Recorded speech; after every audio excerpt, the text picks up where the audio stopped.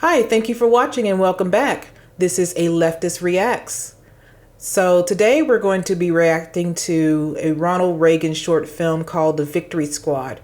It also has John Wayne in it, so it should be a load of fun. I'm real glad to be able to talk to you folks today about the coming election. So this is a film that seems to be speaking to Republicans and Republicans only, made by the Republican Committee. And I just find it interesting that he's doing this on a boat. I guess these are the old guard Republicans, the very moneyed Republicans that he's talking to, getting out the vote in their voting campaign. So John Wayne here is mentioning that Ronald Reagan is the candidate that they're trying to get the vote out for governor of California. He does win. Spoiler alert. Nixon lost to Kennedy by 118,000 votes in the entire country. And there were 15 million registered Republicans who stayed home from the polls that day. The Democrats did it. They got their people out and to the polls. Well, let's take a leaf from their book. Because this film is geared towards Republicans and Republicans only, it's kind of interesting how Trumpian Reagan sounds, or maybe Trump sounds more like Reagan. I'm not sure which one you would say at this point. It's definitely more of a this is our team and our team needs to win type of idea that is being pushed in this particular film. This was the time of the civil rights movement, so the Republican, of course, both parties are, right wing. Let's be clear with that.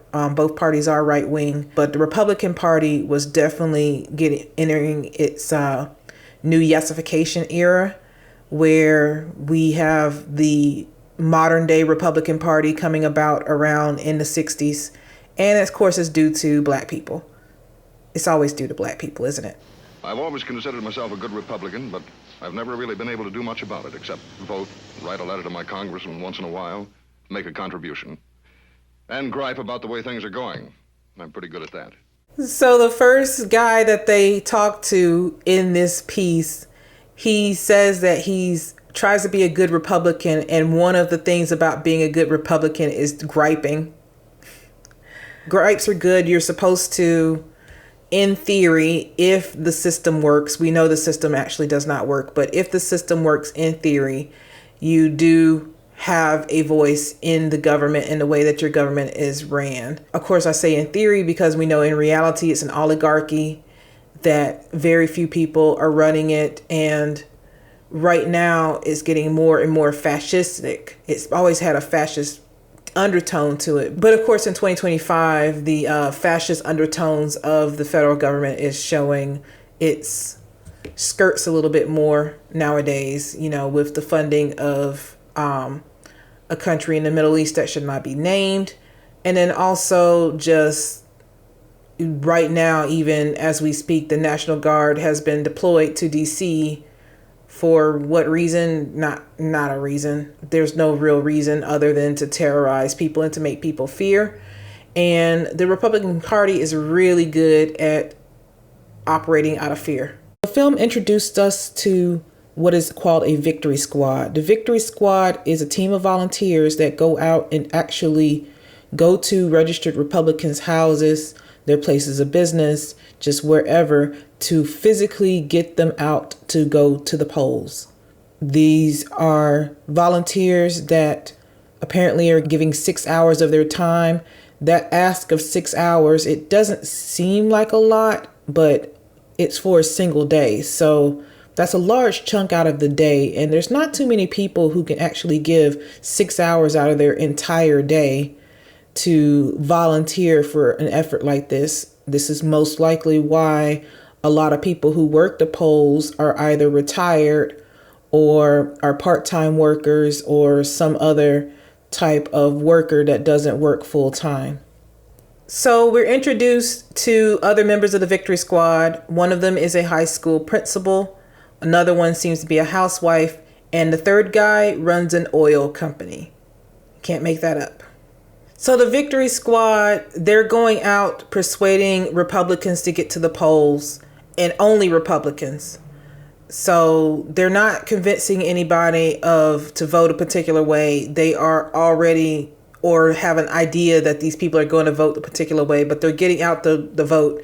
And part of the reason why they're getting out the vote is because in 1960, as the film says, Nixon had lost to Kennedy on a national scale, and Republicans haven't seemed to have recovered from that. Not even today. They haven't recovered from Kennedy, who was very popular and young and fresh at the scene. One thing that's interesting is Black people do this too. You see a lot, especially with churches, you'll see they'll bring people to the polls.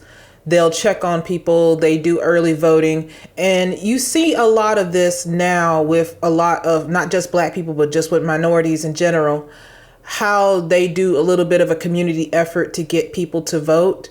That is demonized now in 2025 by the Republican Party. It's considered fake votes. It's considered voter fraud.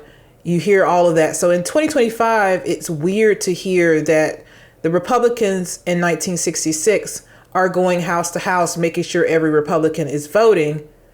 But if people who were Democrats were doing that, or people who voted Green Party or Socialist Party were to do this, they would cry foul. They're even getting a babysitter for this lady, a babysitter, just so she could go vote. And it only takes, less than 10 minutes to vote? He's got a lot to do. But there's something about meeting this man face to face that makes an apathetic voter get out and down to the polls. So you do have voter shame happening in this piece as well. Voter shame happens in both parties, in both the Democrat Party and the Republican Party, where you are demonizing people who have not voted. There's a million reasons why people don't vote, but a good portion of it for a lot of people is just a distrust in the system, especially nowadays in 2025, where you have the election process being tampered with by primarily the Republican Party. And they're being tampered with because they know that they can't win in certain districts and in certain elections. So what they want to do is throw out votes or discredit the voters that have already voted. My stance on voting has definitely changed, and I definitely used to be one of these voter shamers, especially since I grew up in Alabama, where people literally died for the right to vote. I do understand now, as a person who is a leftist, that some people feel that voting isn't worth it for a system that's rigged against them in the first place. The Republicans were really hurt by 1960. They definitely did not want to have a repeat of that, even though they did in 2008 when Obama was elected president. It's just something about them losing. They have to go hard the next few times around, and they don't ever get over it. Another interesting thing about this piece is, of course, everybody in here, you see no diversity whatsoever. This is very, very much a very white organization. People who would be watching this film in 1960 probably wouldn't even notice that everybody here looks the same, because they kind of already agree that this is what America should look like. So they're only talking about Republicans, getting Republicans out to vote. It's definitely a us versus them mentality that they have in this piece.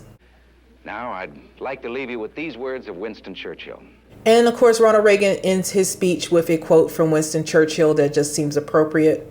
And yeah, that is The Victory Squad, a film starring Ronald Reagan and John Wayne that was geared towards Republicans to help out the Republican voting effort. And nowadays, like I said, you don't see this type of organization anymore. You see more of a demonization of the other party and trying to stop the other party from doing exactly this. So, like I said, you do see other groups, not just Republicans, but you do see other groups, predominantly Black people especially, that will get out and do a very concerted effort to get out as many votes as possible. Part of that effort is having buses and transportation for people, making sure that people can take time off to get to the polls, standing in line for people at the polls, providing people with water and with snacks in the polls. You're seeing a lot of that stop now because, the Republicans are going to do what they do. They're going to make sure that they get every single Republican vote. But any other type of vote that may go against that, they don't want those votes to count. That's just the name of the game nowadays. Do I believe people should vote? Personally, yes, I do think that voting, you shouldn't do just voting, obviously. You should not do just voting, obviously, but voting is a form of resistance. And it's something that people don't want you to do so bad. So to me, anything that has so much effort behind it to prevent you from doing is worth doing. That being said, I understand that there are some leftists out there that refuse to participate in such a system. I am not one of those people, but I understand if you are one of those people. See you on election day.